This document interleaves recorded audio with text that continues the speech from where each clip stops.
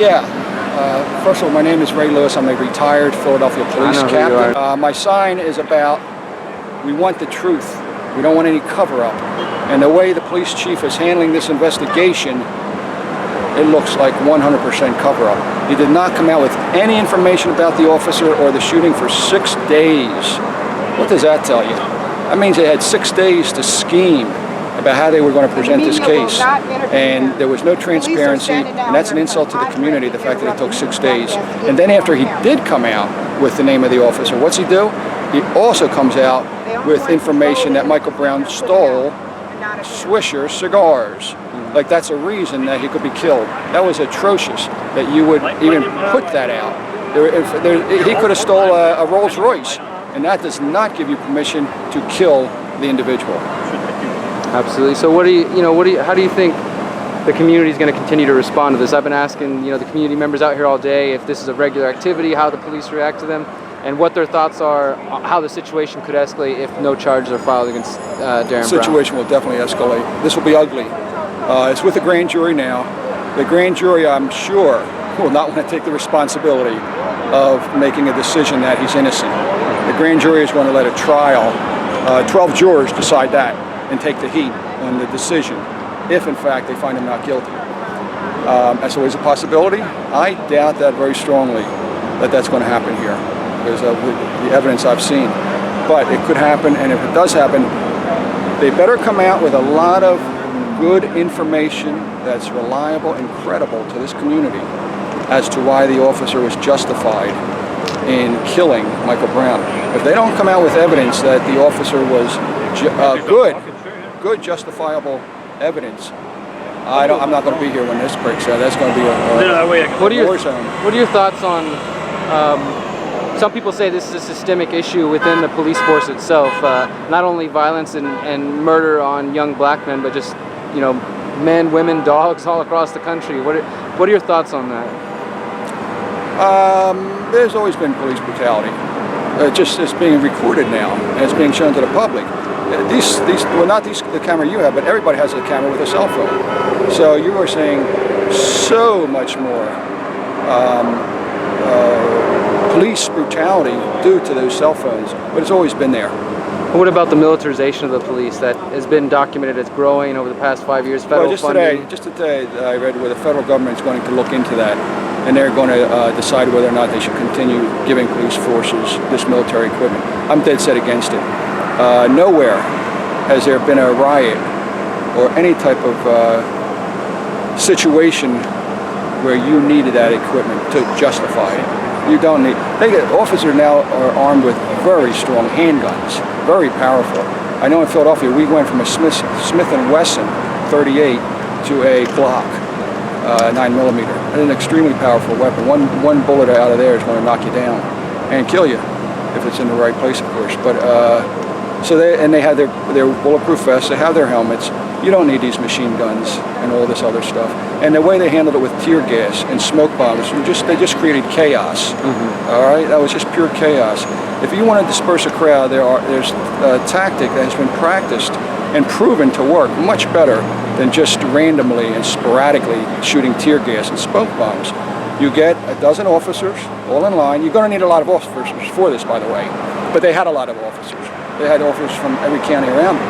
You got a dozen officers, all with their sticks. They're right close together. Behind them are 3 other officers that are called arresting officers. Behind them is a paddy wagon for any prisoners.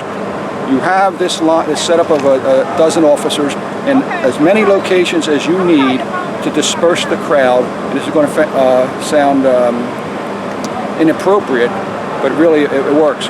You disperse them back into the neighborhoods. Once they get them back into the neighborhoods, they're not going to be doing any damage. It's along the business strips that they do the damage. They want the liquor, the cigarettes, the convenience store items, maybe jewelry stores. You push them back into the neighborhoods, they're dispersed. They're not going to do anything. They're not going to try to rob a house. That's not what they want. And then the reason for the 3 arresting officers, you are going to run into individuals in that riot that are not going to move. And they're going to taunt you, and they're going to try to fight you. You got a line of a dozen officers. They separate a couple feet. The 3 officers from the back run in. The reason you need 3 is sometimes you actually need 2 officers to get a guy down. Some of these guys are big and 1 officer is not going to do it. You need 2 officers to get the guy down in a position where the 3rd officer can handcuff him. He's immediately picked up, dragged between that opening. As soon as he dragged between that opening, the line closes, continues to march. That prisoner's put in the paddy wagon. Real quick and efficient. The other thing that does is it gives the crowd, wow, look how they got that guy so quick. I can't mess around. It's organized. In New York City, I was down there for the Occupy movement. They were totally unorganized. Every time they approached a crowd, it was chaos. You have to appear as you're in control. With that method, you're in control. The officers have to be well trained for that. And they have to know that they will be disciplined if they break out of that line and start going in the crowd by themselves and start hitting people. You're going to be disciplined. So it's got to be a well-trained operation, and it works. It's been proven across the country. So one other question, you know, protesters out here and let's say online, generally when something like this happens, we get the usual refrain of "fuck the police," something like that. You know, a generalization about the police officers, that all police officers are inherently bad, or that it's the police force itself that's causing the problems.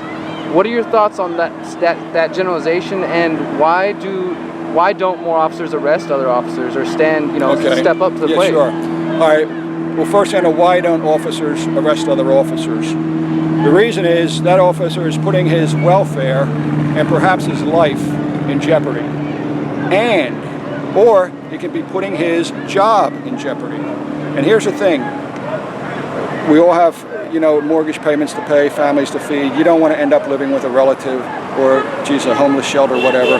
So an officer is going to be very, very hesitant to report another officer. And the bottom line is, this officer realized there's no reason I should report this guy because nothing's going to happen. The only thing that's going to happen is me. I'm going to get in trouble. I'm going to get fired. I may get really brutalized by my own officers, threatened. So how do we change that? You have to have a police department that's held accountable by the community. You got to get people out of their homes with their air conditioning, watching their large screen TVs, watching their sport events.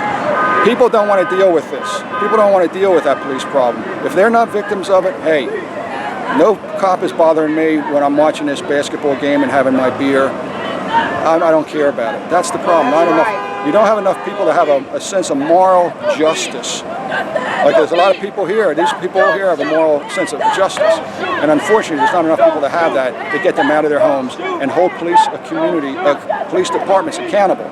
But the way you do that is you make sure your police department has a civilian review board. You've got to integrate civilians with the police department. If you don't, you have a good old boys club. And a good old boys club, they get away with anything. These civilians have got to be members that represent different sections of the community. And what they are, they become the eyes and ears for complaints against police. Every complaint that comes into the police department is handled by internal affairs has also got to be given to this civilian review board. And the results of the internal affairs investigation has to be given to the civilian review board. And if the civilian review board is not happy with the results, they have access right to the mayor. And the mayor has control over that police commissioner. He gets too many complaints, that police commissioner is out of there. What do you think is going to happen if those type of changes aren't implemented? I mean, we're seeing some of that in Ferguson, but many people that I've talked to say this isn't just about Ferguson. This is about Houston. This is about LA. This is about New York. No, it's not only about the major cities. It's about small. It's even worse in small rural towns. So you have this all over the country. There's 1,000.